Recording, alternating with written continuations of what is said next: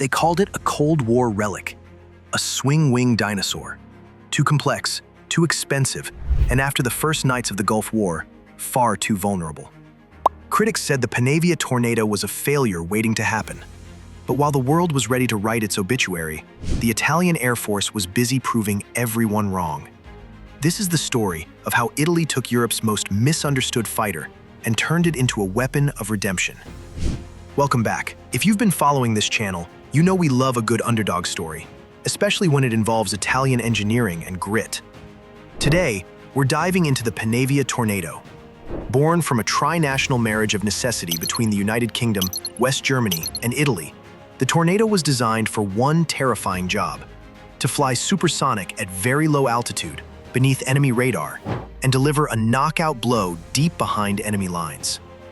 But for the Aeronautica Militare, the Tornado became much more than a bomber. It became a 40-year journey of adaptation. From the heartbreak of Operazione Locusta in 1991 to the precision strike missions of the 21st century, Italy didn't just operate the Tornado, they mastered it. And today, we're going to explain why this so-called niche aircraft beat the odds, and why its Italian service is legendary. In 1968, Europe was locked in the grip of the Cold War. NATO needed a multi-role combat aircraft, an aircraft that could survive one of the densest air defense environments in human history. Italy joined the Panavia Consortium with a minority stake of about 15%, alongside the UK and West Germany. On December 5, 1975, the Italian prototype, P-05, took to the skies. The design was radical. Its variable geometry wings allowed it to take off from short, damaged runways, then sweep back for high-speed penetration runs. Italy ordered 100 Tornado IDS aircraft, designated A200 in Italian service. This was a massive leap. The Tornado was built like a tank because it had to be. Its mission was to fly as low as approximately 200 feet, using terrain-following radar, slicing through valleys at night to avoid detection. It was a specialized tool for a specific, extremely dangerous job. But as the Cold War faded and the 1990s began, the Tornado's first real test almost became its last.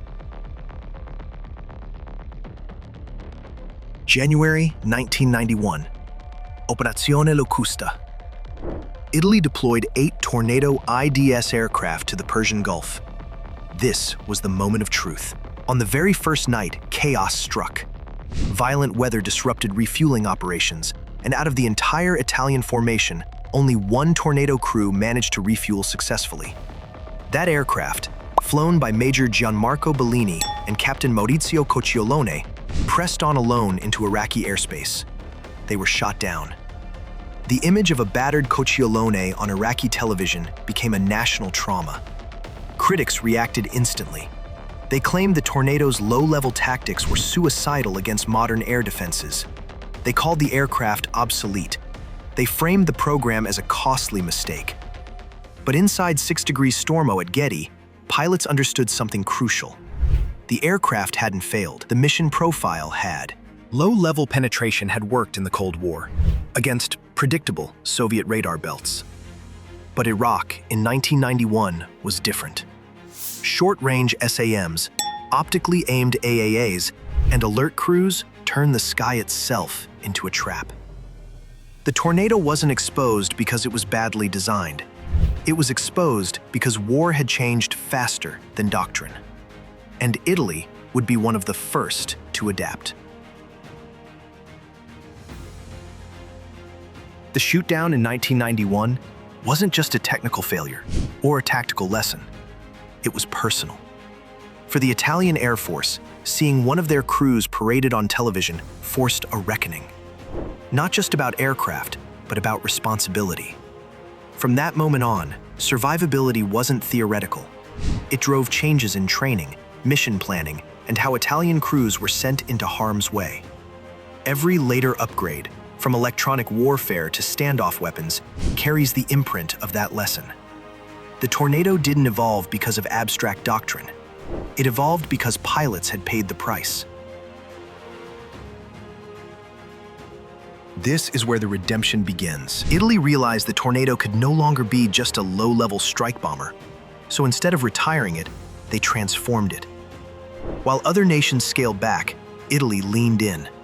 They converted about 15 to 16 Tornado IDS airframes into the ECR variant, Electronic Combat and Reconnaissance.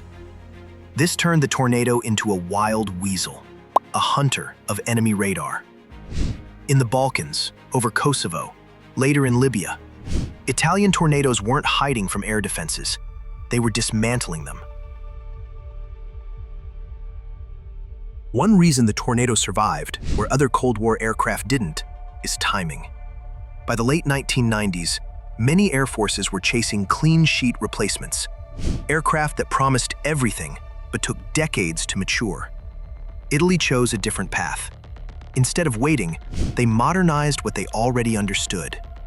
The Tornado had mature airframes, experienced crews, and known maintenance demands. That meant upgrades could be fielded quickly and used immediately. While newer platforms were still learning how to fight, Italian Tornadoes were already deploying with precision weapons, modern sensors, and NATO integration. In warfare, readiness often beats novelty. And the Tornado stayed relevant because Italy never let it fall behind. SEAD is one of the most demanding missions in air warfare. It requires sensors, discipline, and pilots willing to fly toward threats instead of away from them. Italy didn't just operate SEAD aircraft, they specialized in them. And that specialization paid off. Italy also integrated the Storm Shadow cruise missile. Suddenly, the Tornado could strike targets hundreds of kilometers away without entering hostile airspace. During Operation Unified Protector in Libya, Italian Tornadoes fired dozens of Storm Shadows, one of the most advanced strike capabilities in Europe at the time. The swing-wing dinosaur wasn't just surviving, it was leading.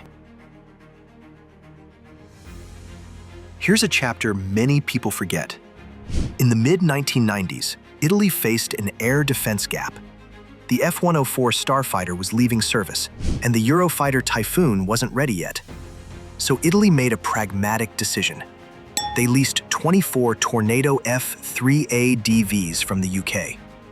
While the F-3 had a mixed reputation in RAF service, Italy used it as a bridge guardian. With its powerful radar and long-range missiles, it kept Italian skies protected until the Typhoon arrived. Not glamorous, but necessary. By the time the Tornado reached its final years, it had taught Italy something rare. That air power isn't about having the newest aircraft. It's about understanding the one you have. Italy learned how to extract value from complexity, how to adapt doctrine instead of discarding platforms, and how to align technology with real missions, not marketing. Those lessons didn't disappear with the Tornado. They carried forward into the Eurofighter, into the F-35, into how Italy approaches air combat today. In that sense, the Tornado didn't just serve Italy, it shaped how Italy fights. Today, the Tornado is finally entering its twilight years. It's being replaced by the F-35 and the Eurofighter Typhoon. But for over 4 decades, it was the backbone of Italian air power. It survived the Gulf War, adapted to new threats, and evolved from a Cold War penetrator into a precision, multi-role strike platform.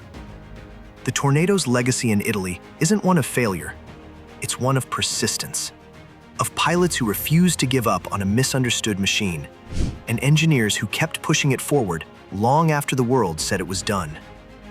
So what do you think? Was the Tornado misunderstood from the start? Or did Italy's upgrades and doctrine make all the difference? Let me know in the comments. I read every single one. And if you enjoyed this deep dive into the Aeronautica Militare, hit that like button, subscribe, and check out the next story on screen. Fino alla prossima.